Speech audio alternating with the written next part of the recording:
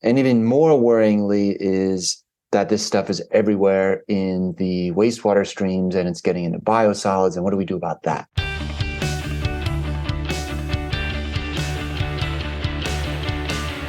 I am Reese Tisdale, and this is The Future of Water, in which we talk about all the ways in which companies, utilities, and people are addressing the challenges and, more importantly, opportunities in water. This is episode 62, and it's a good one. I'm pretty certain of that.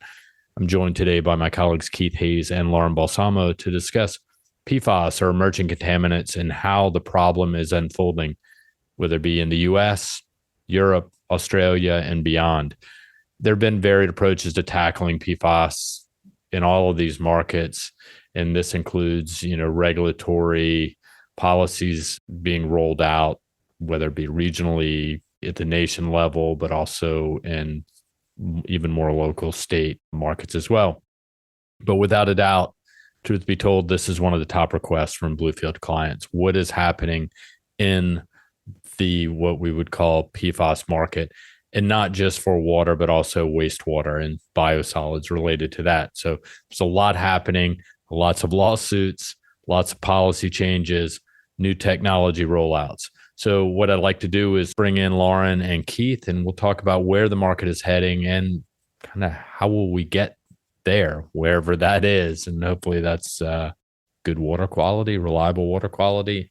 But before we bring them in, what I would like to do is bring up a couple things. One, it's the end of the year at Bluefield, so be on the lookout for any discounts, deals, and opportunities to get some good high-quality research. I'm not going to lie.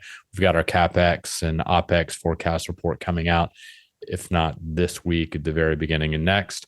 I know the data is already done, so year over year, state by state, province by province, includes Canada as well, report and data for anybody who's interested in that. Secondly, and equally important, Bluefield continues to grow. We are building out our European presence. For those of you who know, we've always had a presence in Barcelona. We have colleagues in Paris as well. But what we are now looking for is a sales associate in Europe to focus on the Europe region.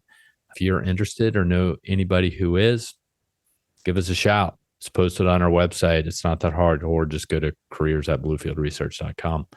So with those two high points being brought up and shared with you, what I'd like to do is jump on the journey, on the train to talk about PFAS. So let's bring in Keith and Lauren and get this conversation started. All right, I'm joined today by Keith Hayes and Lauren Balsamo, both colleagues of mine at Bluefield Research. Keith, long time no talk. How's it going? It's going all right, Reese. Very busy. We got World Cup fever over here in Europe.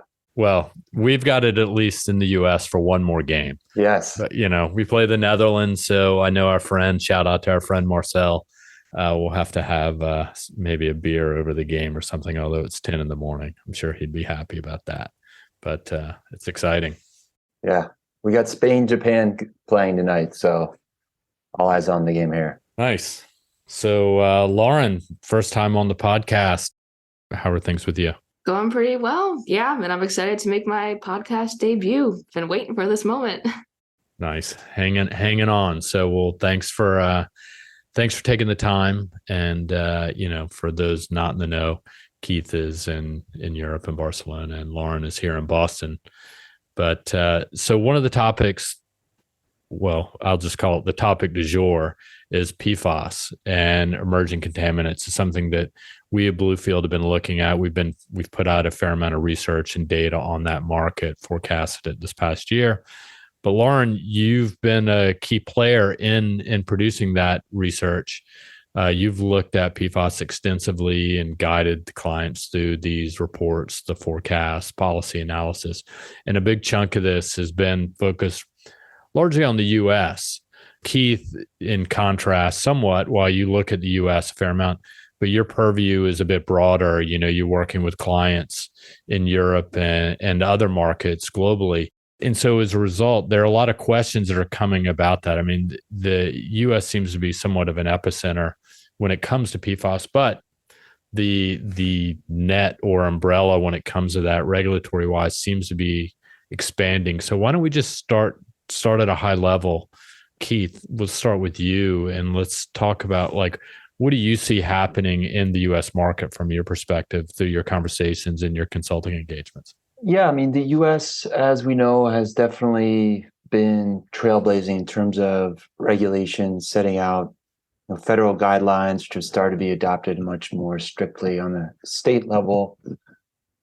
First, setting minimum or maximum concentration levels, and then starting to ignite this whole process towards identifying sites and then moving towards remediation, right? And that has led to the prohibition of using firefighting foams and trying to really cut down on PFAS concentrations in specific industrial sites. And that's been going on for the last 4 or 5 years. The US states have really started to step up. I can think of New Hampshire, Michigan come to mind as states that were on the forefront of that. And so now you're at a phase where it's starting to become much more part of the national conversation at the municipal level. There's been a lot more testing in the states about not just how to cut down on the effluent coming out of these industrial sites, but if it is impacting drinking water, how do you remediate that, and how do you do it in terms of advanced treatment systems on the drinking water side?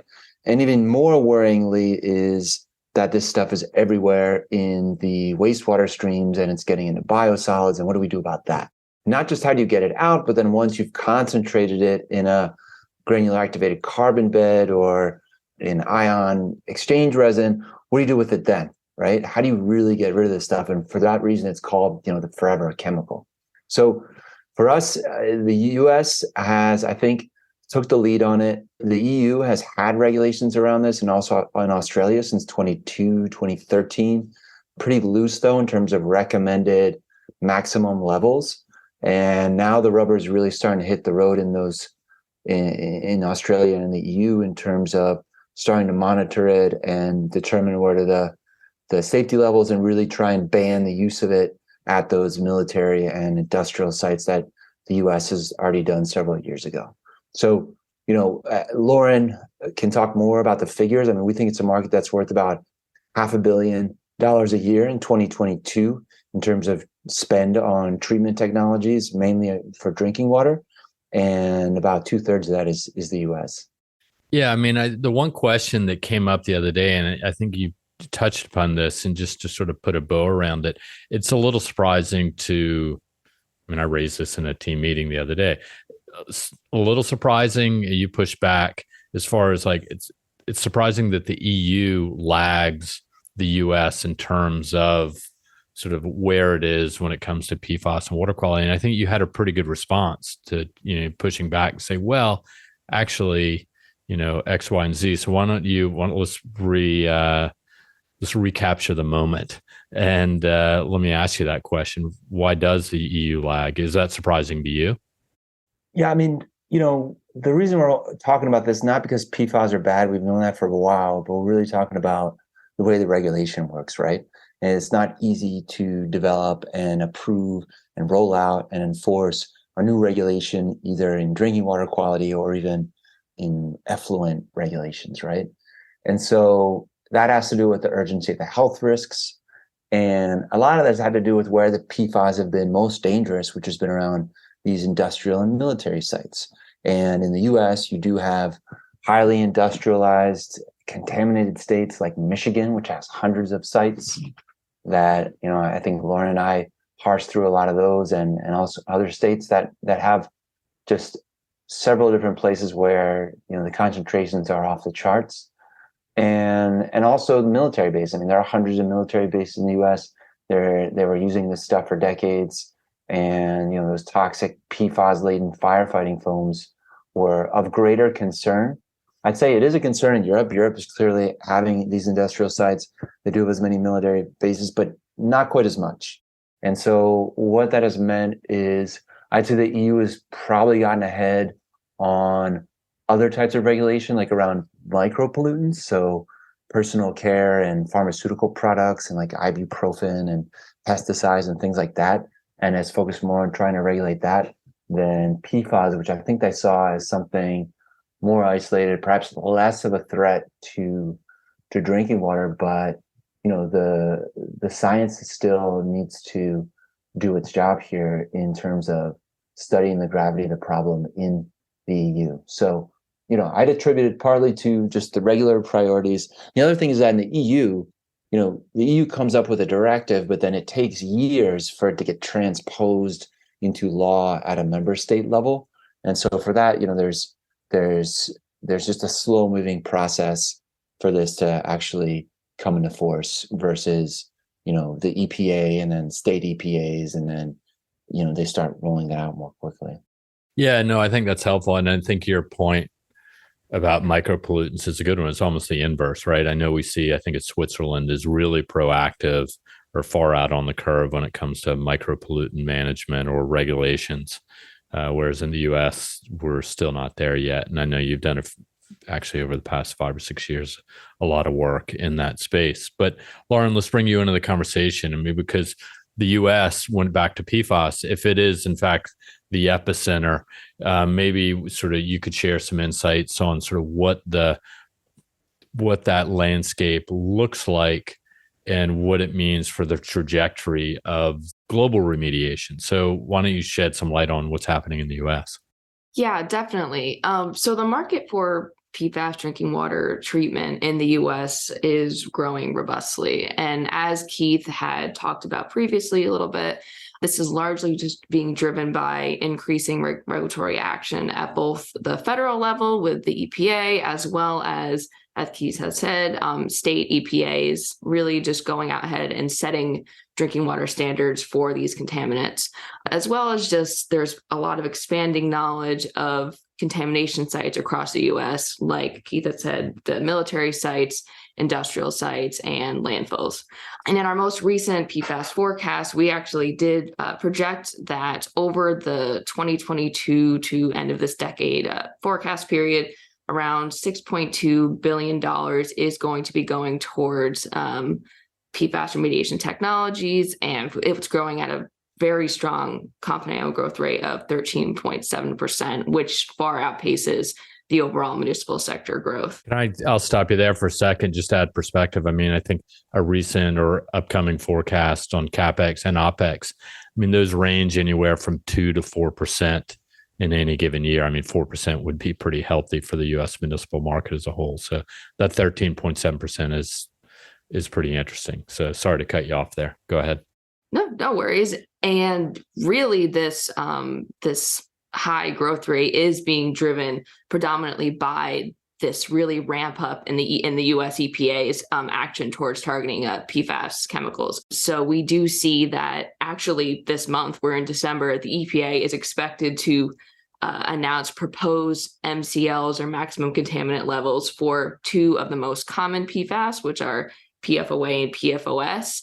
And the whole idea behind these is that I believe 2026 is when these MCLs are going to be going into effect. And this will be the first time that the EPA has ever set any sort of MCL for any of the PFAS compounds to date. So this is really propelling forth the remediation landscape. And in addition to just these federal actions, we do see that states have, as Keith has said, have been implementing their own maximum contaminant levels for 1 or more PFAS in drinking water. And I expect that the number of states to date is only going to continue to increase, especially as the US EPA takes their own regulatory action. And so from what it seems, I mean, I think both of you, I don't know, Keith mentioned Michigan, New York, state, New Hampshire, I think Maine on the list as well, of states that have implemented policies. Typically, are those state policies higher than what we're expected to see from the feds, or is it going to be the opposite? Will they be lower? Yeah, I can shed some light on this. So when you look at state MCLs that have been implemented to date, you see about the ranges in the maximum contaminant levels range from about 10 parts per trillion to 20 parts per trillion. And if you take a step back to just get some perspective, In 2016, the EPA released their health advisory level, which is basically a non-regulatory threshold above which the EPA deems negative health effects can occur. And this was 70 parts per trillion, which all sounds like a lot of numbers, but still 10 into 20 is significantly lower than this 70 number. And based on just how this regulatory landscape has been evolving, I do think that the EPA will likely exhibit some similar trends when it comes to their own policymaking, and that these MCLs will fall around the 10 to 20 range as well, just based on the research that's been coming out and just these trajectories that all these other states have been taking. Okay, so that's super helpful. And there are a couple factors at the start. You were mentioning a $6.2 billion market through 2030, right? So that's let's say 8-year outlook, growing at a pretty healthy compound annual growth rate of 13.7. There are a couple factors that come into play. You mentioned a 2026 date or deadline for these new MCLs to be rolled out. So my first question is that factored into the forecast? And then secondly, is sort of a follow-up to that. At the same time, we've seen the Infrastructure Investment Jobs Act, which rolled out, which applies, I don't know, 10 or $15 billion towards PFAS. Are those two factors accounted for in the forecast? And, is there potential for delay? And sort of will that push it even further out? Yeah, so our PFAS forecast is heavily influenced by these, let's call them bumps in EPA regulatory action. So we see in 2024 is when we will likely expect some systems will start to implement remediation technologies in order to get up ahead of these impending MCLs before they're really forced and have no choice but to remediate their water. And this would be following the finalization of the MCLs, which is expected in fall 2023. So a year from when these proposed ones are going to be expected. And then we do see another bump in 2026, which is when I had mentioned previously that these MCLs would go into effect. And then finally, 2028 is when there's an additional 2-year compliance period for some systems that can apply for eligibility to get their water to actually meet these MCLs. So these couple little bumps in just the whole regulatory landscape surrounding the MCL's implementation are key drivers in just expenditure throughout the 8-year forecast period. I guess my question to jump in is, I think we're taking their word for it at this point. We all know how regulation, Keith mentioned what happens in the EU. It takes years, decades for things to roll out. And part of that is, deadlines get delayed. We're not even accounting for like impacts of COVID and who's going to pay for all of this. And maybe use that and jump into IIJA for a second. 10 billion towards PFAS? Yes. So the IIJA is pretty significant in that it includes $10 billion for addressing PFAS contaminants in drinking water supplies, which is the first time any sort of funding has been put towards PFAS, as I said. And it is divided into 3 little primary categories. So $5 billion is specifically being designated to going towards disadvantaged communities and addressing PFAS. And these communities, $4 billion to help water utilities remove PFAS from their drinking water supplies, and then $1 billion to help wastewater utilities address these PFAS. And there's a big emphasis on helping disadvantaged communities address these PFAS, which goes along with the EPA's commitments that they made in their PFAS strategic roadmap, which was released in October of 2021.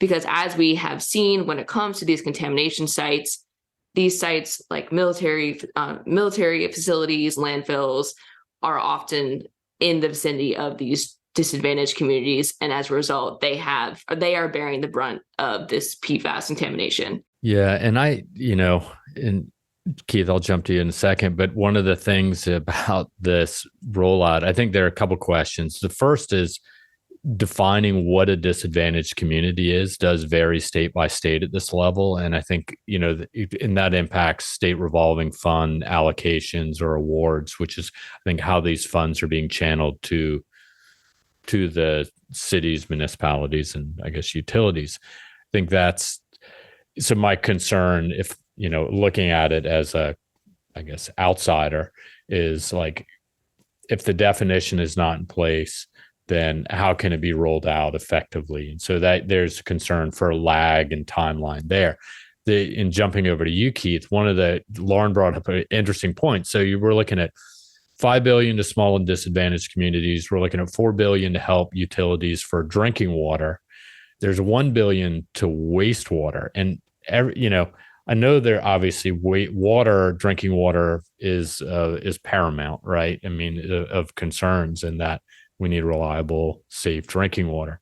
But the wastewater side, biosolid management side of things, is incredibly complicated, and it's going to take a lot more than $1 billion. So what's your perspective, Keith, at least through your conversations, on what's happening on that end or backside of the equation?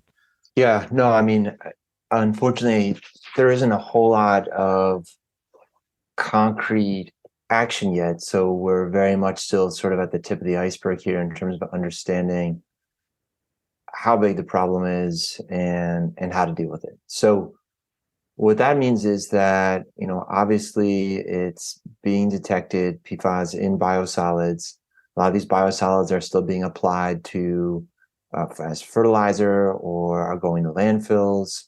And so this stuff is out there. There isn't really a legal framework yet in place beyond sort of the R&D that's going on to understand, the concentration levels. But it's true that, this market could ultimately be as big or a lot bigger than drinking water, because essentially once we start looking at PFAS in biosolids, you could kind of end up sort of upending the whole way sludge management works, right? Where you're having to dewater, you're having to separate out the biosolids, you are shipping them somewhere, and then there are certain uses for it. And if that totally gets changed because of the cost going up of having to remove PFAS or not being able to dispose of those biosolids in the same place, that's a huge, huge elephant in the room, as I think one of our clients told us a few years ago, actually, when we did a breakfast briefing, I think in Chicago at WEFTech. And so, there's obviously a lot of commercial interest in figuring out how to tackle it. Unfortunately, right now there is a void in terms of regulation. And so, I think what that means right now is, we're going to try and stay ahead of the game here in terms of understanding, what sort of research is going to start shaping some kind of policy around it. Do we start to see switching? We've definitely seen some projects, a couple over here in Europe, definitely in the US, where they're trying to apply some new technologies. And I think through incineration is one of the ways to try and dispose of the PFAS. And, over here in Europe, we've looked at countries with higher rates of biosolids incineration, like the Netherlands, which is, I think, incinerates about 40% of its biosolids. Potentially, if that's going to be the main option for PFAS destruction in biosolids, then that could be one of the markets that's going to be more attractive. But again, all of this is very premature. We do know it's going to cost a lot if we're talking about incineration. Energy costs are very high right now. It's very hard to impose more regulation when an economy isn't on very firm footing, which in Europe, especially right now with energy costs, looming recession, nobody really wants to hear or talk about it. But that elephant is still hanging out in the room and, banging against the walls. Yeah, I mean, when you really start to sort of draw the diagram or the flow chart of in the cost inputs along the way, it really is incredible, right? You start thinking about, okay, what does it cost? You've already dealt with the drinking water side. Let's just take that assumption. On the wastewater side, there's typically, like you said, there are tipping fees, which are continuing to rise globally. Transportation costs are up, so tipping fees are up. But also, another option that some of these utilities have been using is for fertilizer, depending on where they are. And so it can be reused. So that entire business model is under threat potentially, because if you're an off taker for biosolids to use for fertilizer, and we've done analysis, we have a report on it, then that model kind of potentially goes out the window, because you can't be spreading PFAS laden fertilizer onto crops. Then it just continues the cycle.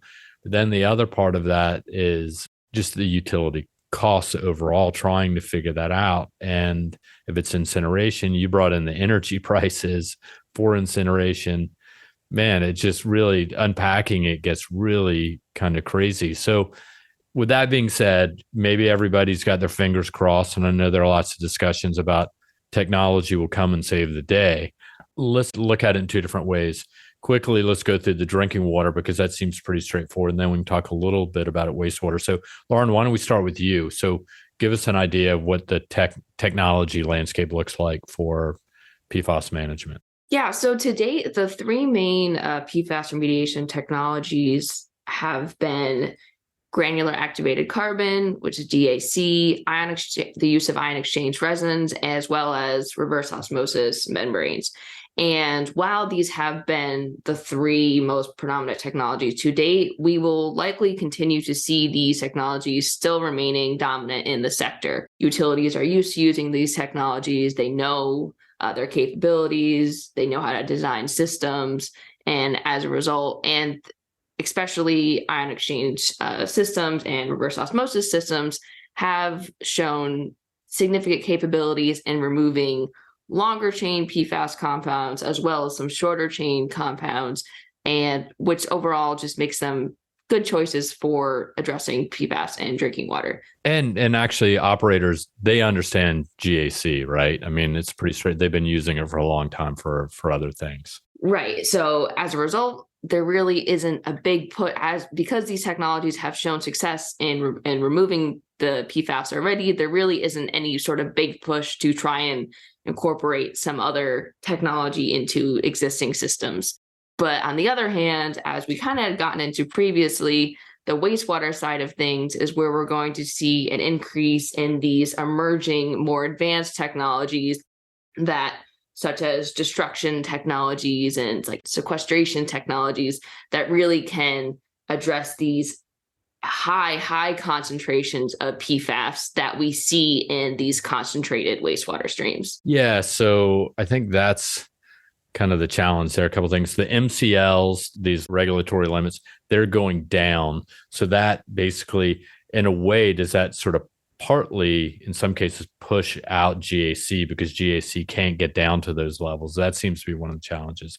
The other side of it is, by using GAC, you're also left with a waste product at the end of the day you have to dispose of. And so utilities are going to have to pay for disposal of the granular activated carbon if it's laden with PFAS. So that's going to be more costly, particularly if it has to go to a different type of landfill. Lots of factors in play there. But I mean, Keith, I don't know, you've been looking at this at the technology or vendor space as well. Let's talk a little bit about, like Lauren mentioned, sort of emerging technology. And I know in other conversations she's talked about, that's really where a lot of players are focused, is on the wastewater side of things. But what does the competitive landscape look like overall, like down the road? You've got some big players, the 800-pound gorillas of the industry, and then you've got the startups. I mean, is it going to remain that way? What do you think going forward? Yeah, so I've sort of thought about the competitive landscape in three groups. One is all the engineering firms right now that are doing a lot of the preliminary work in terms of studying, how bad is the concentration level in communities or around military industrial sites. They're very important right now, because these engineering firms, and we work with a lot of them, obviously, in the US, they're the ones that are helping shape municipalities thinking about how do we deal with this, right? And they also act as gatekeepers, and they're very prescriptive in terms of what technologies they think would work, and they do their cost analysis. And I know we've done, entire podcasts just about the engineering firms. They're a very important piece right now, because I think they are helping shape the competitive space in which the technology is going to come into play, right?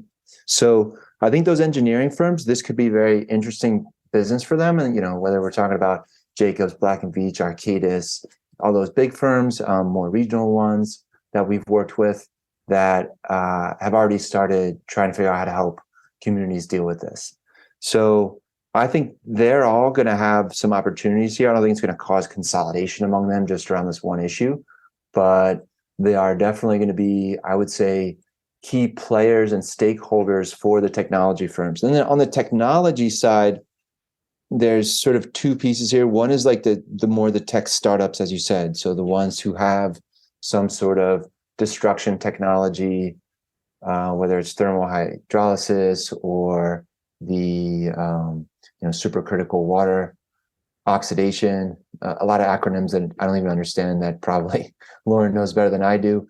Those guys, it's hard to scale up completely new treatment technologies. So, they probably are going to come out of universities and entrepreneurs that have been working maybe some of the larger firms and get some reference projects and patent some ways to deal with this.